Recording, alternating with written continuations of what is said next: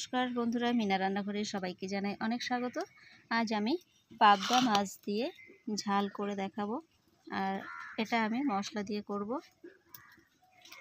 তো তার জন্য এখানে পাবদা মাছ নিয়ে নিয়েছি, আর এটা ভালো করে ধুয়ে রাখা আছে।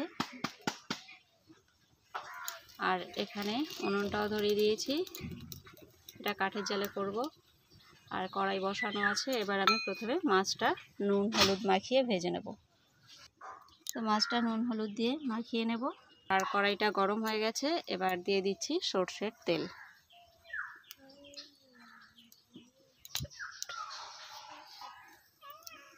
তেলটা গরম হয়ে গেছে, এবার আমি মাছগুলো ভেজে নেব।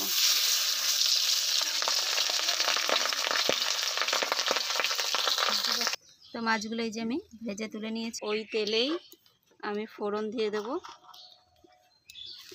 জিরে আর তেজপাতা। এই যে সবাই দেখুন, এই যে ভিডিও করলে এই যে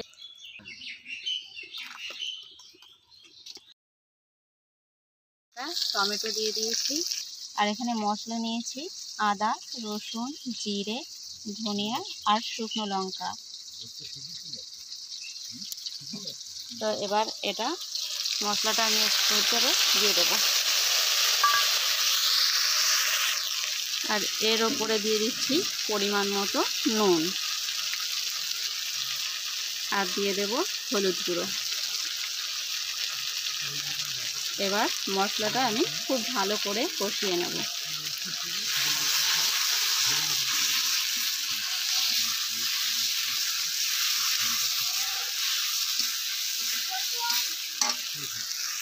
মশলাটা ভালো করে কষানো হয়ে গেছে, আর মশলা থেকে তেল ছাড়তে শুরু করে দিয়েছে।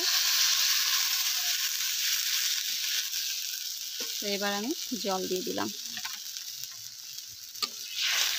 এটা যেহেতু গা মাখা হবে বেশি, তাই জল দিলাম না, অল্প পরিমাণেই জলটা দিলাম।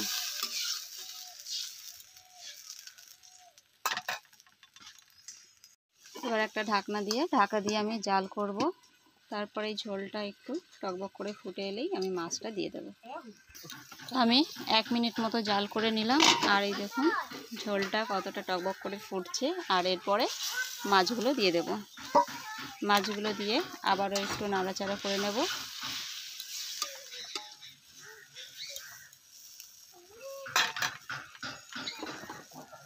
আবারও আমি ঢাকা দিয়ে জাল করব।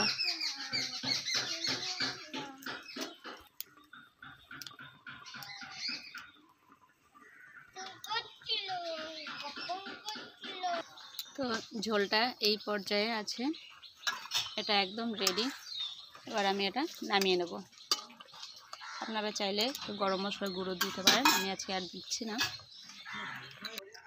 তো এই যে রেসিপিটা একদম রেডি, আমি এখানে নামিয়ে নিয়েছি। তো আপনাদের এই পাবদা মাছের ঝাল রেসিপিটা কেমন লাগলো কমেন্টে জানাবেন। ভালো লাগলে একটা লাইক করে দেবেন। আর যারা চ্যানেলে নতুন এখনও পর্যন্ত সাবস্ক্রাইব করেননি, তাদের কাছে অনুরোধ, প্লিজ চ্যানেলটাকে সাবস্ক্রাইব করে পাশে থাকা বেল আইকনটি অন করে রাখবেন, যাতে আবার নতুন কোনো ভিডিও দেওয়ার সাথে সাথে সবার আগে আপনাদের কাছে নোটিফিকেশানটি পৌঁছে যায়।